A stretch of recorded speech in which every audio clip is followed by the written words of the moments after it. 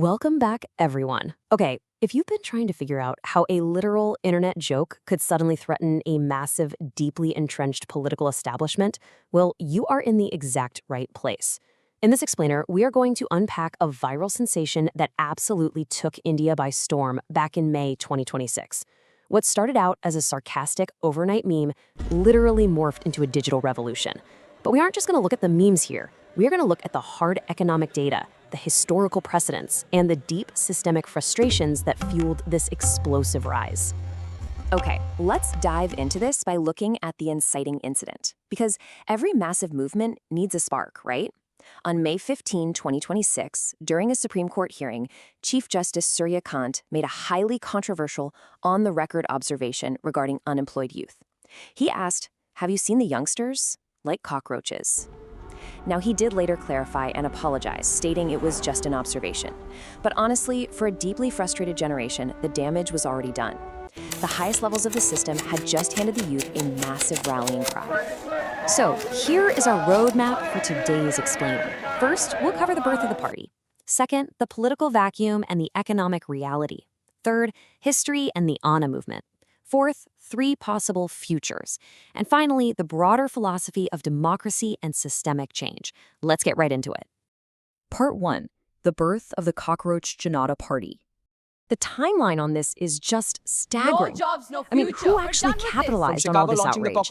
It was a 30-year-old PR student named Abhijit Dipke who was sitting thousands of miles away in Chicago. May 15th, the Chief Justice makes the comment. Literally the very next day, May 16th, Abhijit launches a satirical website branding it the voice of the lazy and unemployed. Within 48 hours, they've got 400 members, then it hits 100,000, then 350,000, and within just 6 days, the movement absolutely explodes to over 2 crore, that's 20 million followers, across platforms. Now, what's really interesting about this slide is putting that 20 million number into perspective. Breaking now. In less than a week, this meme party gained more than double the official overnight. Instagram following of the ruling BJP. And remember, the BJP claims to be the largest political party in the entire world. The surge was so rapid and honestly so dominant that the Indian government actually had the party's X handle withheld just to try and curb its momentum. But here's the thing, the movement didn't stay a joke for very long. Founder Abhijit Dipke quickly shifted from pure satire to a really scathing systemic critique. He stated, "Those in power think citizens are cockroaches and parasites. They should know that cockroaches breed in rotten places. That's what India is today." And they didn't stop there. They went on to release an actual manifesto, mixing constitutional values with satirical policies. And incredibly, they announced plans to contest real-world elections, starting with the Bankipur Assembly by-elections in Bihar. No way, right? But it's happening. All right, part 2, unemployment in the political vacuum. So does a joke gain 20 million followers just by being funny? Definitely not. It has to hit a nerve. If we look at the official March 2026 data, youth unemployment for ages 15 to 29 sits at 15.2% according to the government and 16% according to the World Bank. And you know, it actually gets worse when you look at educated youth.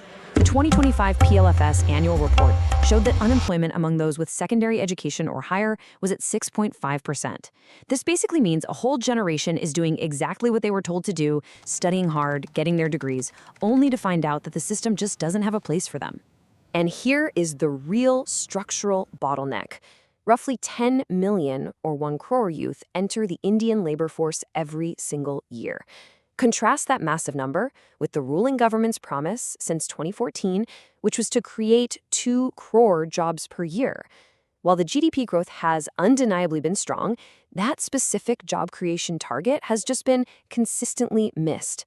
But it's not just economic frustration we're seeing, it's institutional too. Take a look at the Reporters Without Borders Press Freedom Index. India ranked 140th out of 180 countries back in 2014. By 2025, it had dropped down to 159th. So what you have is a youth demographic that feels economically marginalized, while simultaneously feeling that the avenues for free expression and institutional pushback are shrinking right in front of them. All of this creates a massive political vacuum. Usually, in a functioning democracy, an established opposition party captures this kind of widespread public frustration. But with the India alliance fragmenting again after the 2024 elections and the Congress party repeatedly struggling to gain ground, that vacuum was just left wide open. And you know what they say? Nature abhors a vacuum. It's going to be filled by someone. even if that someone is a PR student running a meme party from Chicago.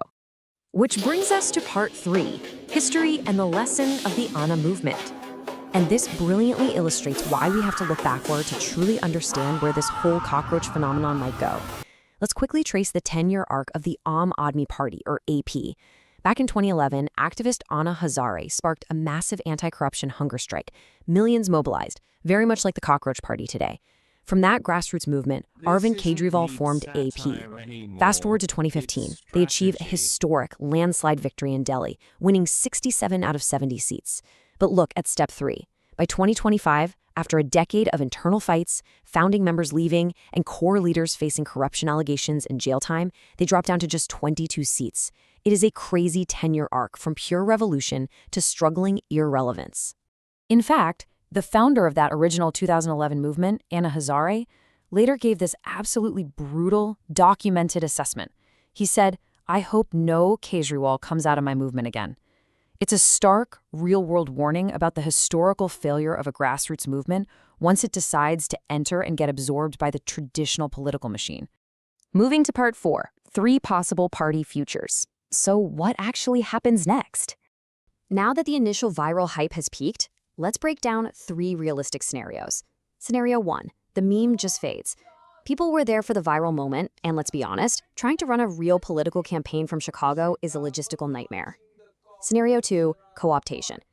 Established politicians like TMC Mahua Moitra and Kirti Azad are already circling this party. History shows us that when establishment figures join grassroots movements, they usually just use the movement to serve themselves. And scenario 3, genuine institutionalization. This is the hardest path. It requires real local leadership, fully transparent funding, and actual actionable policies, way beyond just shouting, "We are unemployed." We really have to separate digital hype from physical reality here. Yes, 20 million followers on Instagram absolutely reflects genuine, deep-seated frustration. But followers do not automatically translate to offline votes. The Indian political system is deeply, deeply entrenched, and it has this massive capacity to absorb and neutralize meme movements. Transitioning from a digital mirror that just reflects society's problems into an actual boots-on-the-ground political party, that is an incredibly rare and difficult feat.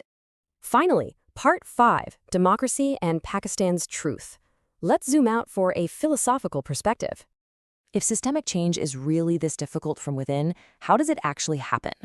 The late Dr. Israr Ahmed was a deeply nuanced critic of modern democratic systems. His core thesis is basically this: if you enter a flawed system to change it, the system will just change you instead. True systemic change, in his view, requires morally trained revolutionary groups operating entirely outside of electoral politics. You simply cannot use the tools of the establishment to dismantle the establishment. AAP tried it, and the system totally absorbed them. And this brings us to a really harsh reality check, one that's often observed in neighboring Pakistan: the illusion of revolution. People genuinely want change, for sure, but they want someone else to bleed for it. Revolutions don't happen when people are comfortable in air-conditioned rooms, holding their iPhones, driving their SUVs, and hanging out at coffee shops. As long as there is that base level of comfort, there is a very strict limit to the actual sacrifice people are willing to make for systemic change. Which leaves us with a really profound question to consider today. Does true revolution only come when an entire nation faces ultimate hardship? The Cockroach Janata Party definitely proved that millions are frustrated. But are they frustrated enough to dismantle the system? Or are they just frustrated enough to click follow? Thank you so much for joining me on this explainer. Keep asking the tough questions, and I'll catch you in the next one.